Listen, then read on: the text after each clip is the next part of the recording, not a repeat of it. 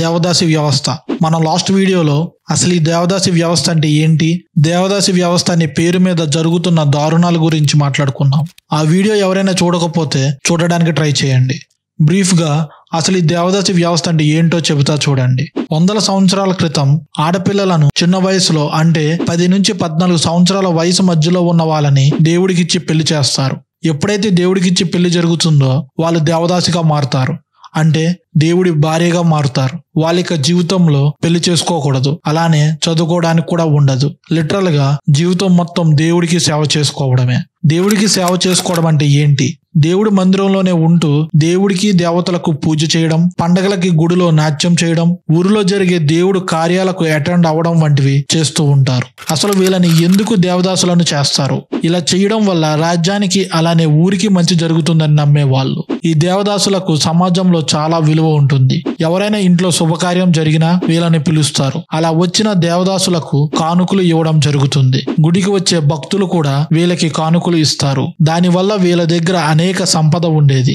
ఇక్కడ వరకు అంతా బాగుంది. కానీ ఈ దేవదాసి వ్యవస్థ బాగా ప్రచారంలోకి రావడంతో ప్రతి రాజ్యంలోని రాజులు ఈ దేవదాసి వ్యవస్థని తీసుకుని వస్తే ఊరికి రాజ్యానికి మంచి జరుగుతుందని నమ్మడం మొదలు పెట్టారు. అప్పటి నుంచి భారతదేశం ప్రతి చోట ఈ దేవదాసి వ్యవస్థ మొదలయ్యింది. ముఖ్యంగా మన సౌత్ ఇండియాలో ఎక్కువగా ఉండేది. ఈ దేవదాసి వ్యవస్థ ఎక్కడ దారి తప్పింది? పల్లెటూరుల్లో ఉండే దేవదాసుకు ఎటువంటి సంపద ఉండేది కాదు. భక్తులు కూడా ఎక్కువగా డబ్బు ఇచ్చుకునే స్థాయిలో ఉండేవాళ్ళు కాదు. దానితో ఊరిలో ఉండే ఊరు పెద్దలు అలానే ధనవంతులు దేవదాసులకు డబ్బు ఇవ్వడం మొదలు పెట్టారు. ఇది నెమ్మదిగా దేవదాసులను వాళ్ళ కంట్రోల్లో ఉంచుకుని వాళ్ళ అవసరాలకు వాడుకోవడం మొదలు పెట్టారు. దేవుడి భార్య అనే విషయాన్ని కూడా పక్కన పెట్టి వాళ్ళని వ్యభిచారులకు చూడడం మొదలు పెట్టారు. అది ఏ స్థాయికి వెళ్ళిందంటే దేవదాసి అంటే వ్యభిచారులు అనే ముద్ర పడింది. దానితో ఎవ్వరు దేవదాసులుగా అవ్వడానికి ముందుకు వచ్చేవాళ్ళు కాదు. తక్కువ కులంలో ఉన్న వాళ్ళని ఊరి పెద్దలు బెదిరించి లేక డబ్బుల ఆశ చూపి దేవదాసులుగా మార్చేవాళ్ళు.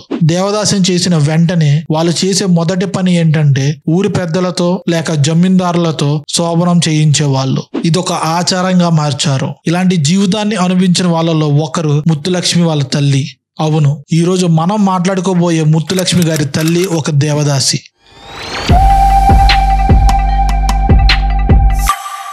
ముత్తులక్ష్మి రెడ్డి.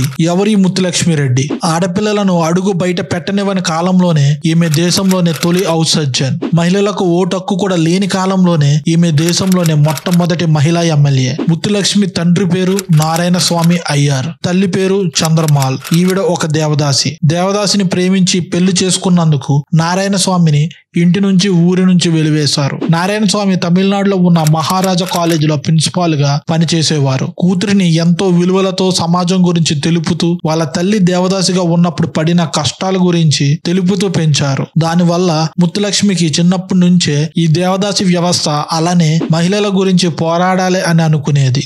ఆడపిల్లలు చదువుకోవడమే గొప్ప అనే కాలంలో ముత్తులక్ష్మి 13 ఏళ్ల వయసులోనే 10వ తరగతి పూర్తి చేసింది. ముత్తులక్ష్మి తండ్రి మహారాజా కాలేజీలో ప్రిన్సిపల్ అయినప్పటికీ అమ్మాయి అనే కారణం వల్ల ఆ కాలేజీలో తన కూతురికి సీట్ ఇప్పించుకోలేకపోయాడు.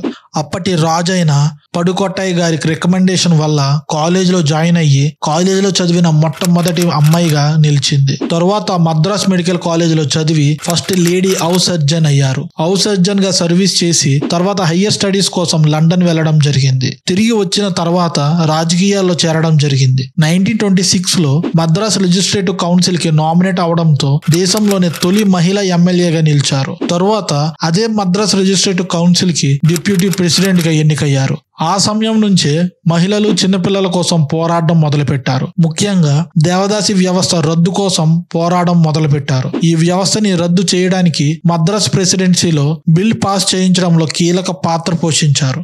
డాక్టర్ గా 1952లో అడియార్ క్యాన్సర్ ఇన్స్టిట్యూట్ ని చెన్నై, తమిళనాడులో మొదలుపెట్టారు.